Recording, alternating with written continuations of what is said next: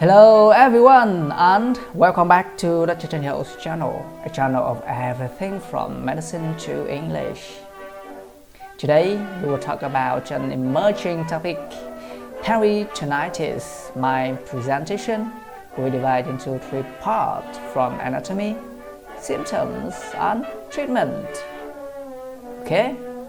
Today I will talk about the first part, anatomy and physiology of the peritoneum. Okay, let's start about the structure. Here, the peritoneum is a serous membrane which lines the walls and the abdominal cavity and lies on abdominal and pelvic organs.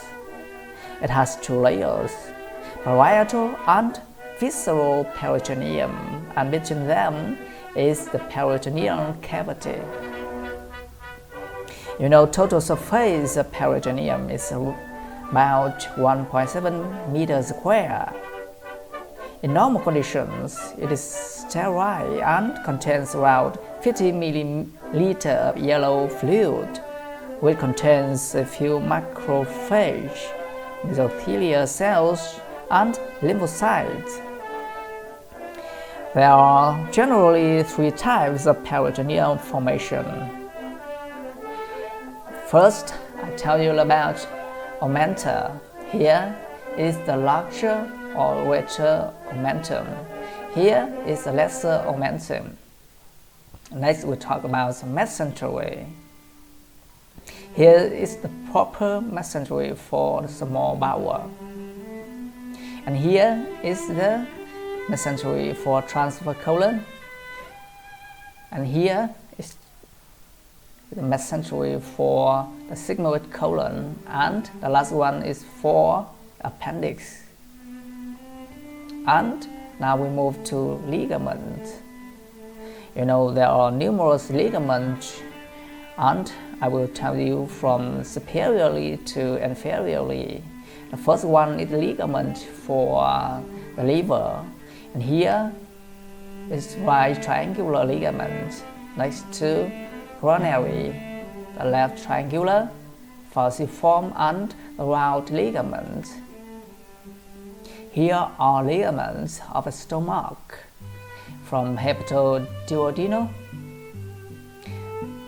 to hepatogastric and gastrophrenic ligament. Next one is gastrosplenic, gastrocolic here, and here is phrenincolic ligament. And here are some ligaments for the ovary and the uterus. Okay, now we move to the microanatomy of the peritoneum. So the peritoneum contains the capillary fluid film. I will talk about the microanatomy from inner to the outer side. Here, the first one, and the next is capillary endothelium. Here. And third is endothelial basement membrane. The fourth, interstitium here. And the fifth is mesothelial cells. And the most outside is fluid film. You can see the yellow fluid here. Okay, next. Now we will move to the innervation of peritoneum, or the nerve or blood supply. I will talk about parietal peritoneum first.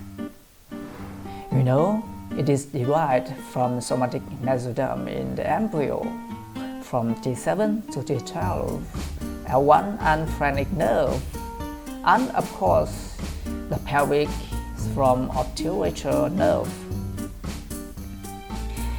It receives the same somatic nerve supply at the region of abdominal wall that it lines. and it is sensitive to pressure, pain, laceration, and temperature. Here's the pressure, here's the pain and laceration, and here is temperature. The parietal peritoneum derives its blood supply from the abdominal wall, like lumbar, intercostal, epigastric regions, and drain to the inferior vena cava. Next, we move to visceral peritoneum. The visceral peritoneum derived from splanchnic mesoderm in embryo.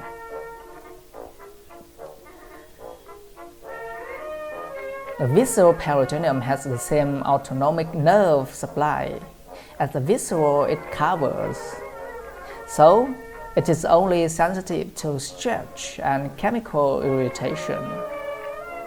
The visceral peritoneum receives its blood supply from the superior mesenteric artery and drains to the portal vein.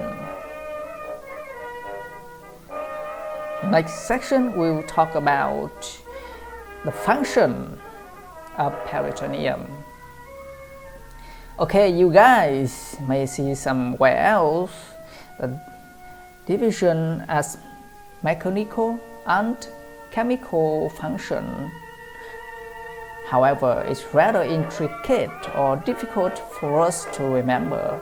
So, I will change into 5 categories.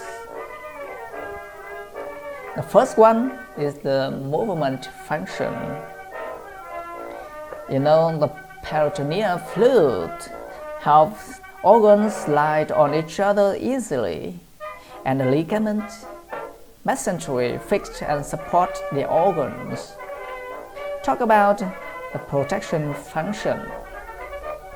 It is due to the function of protective cells like lymphocytes and the localized barrier function of large omentum. Literature calls it the guardian of the abdominal cavity. And here is the function of absorption and dialysis. Most of the peritoneal membrane behaves like a passive barrier, semi-permeable to bilateration, diffusion of the water and most solute. However, we will talk this function later. Okay, here is the healing and adhesion function. It is an inevitable important function of the peritoneum, or we also know as adhesion, which could cause bowel obstruction. Now, the last one is fat storage. In this slide, I will introduce you the applied function. Okay, first I will talk about the pain. For the parietal pain, because it derives from the somatic nerve, so it is well localized and corresponding to lesions. A reboundedness, which is explained by the sudden stretch of the peritoneum, resulting in more severe pain. Unlike the parietal peritoneum, pain from visceral peritoneum is poorly localized due to cramping and aching. The visceral peritoneum is only sensitive to stretch and chemical irritation. Also, you should have known the reefer pain. So pain from visceral peritoneum is referred to areas of skin which are supplied by the same sensory ganglia and spinal cord segments as the nerve fibers innervating the visceral. Next, we're going to talk about dialysis. Peritoneal dialysis is a treatment but uses the peritoneum and a cleaning solution called dialysate to clean your blood. Dialysate absorbs waste and fluid from your blood using your peritoneum as a filter. And here is ventriculoperitoneal shunt. You know, a VP shunt is a medical device that relieves pressure on the brain caused by fluid accumulation. The placement of a VP shunt or cerebral shunt and its location is determined based on the type and location of a blockage causing hydrocephalus. All brain ventricles are candidates for shunting. These include the lateral, the third, and the fourth ventricle. And the last one we will talk about drainage and paracentesis function. Okay, as you can see here, the fluid direction movement to the subphrenic areas from Douglas pouch via paracolic gutter in breath cycle or rhythm. And here are some positions which the fluid accumulates in the lower area. For example, the pelvic cavity,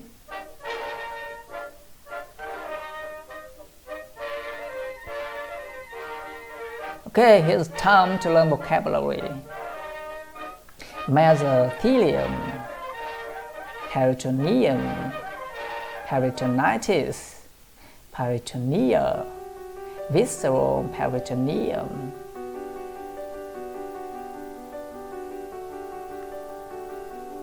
Parietal peritoneum, mesentery, omentum, ligament, gastrosplenic, gastrosplenic, hepatoduodenal, nephrosplenic, round ligament, suspensory, proper ligament of the ovary, ligaments of the liver,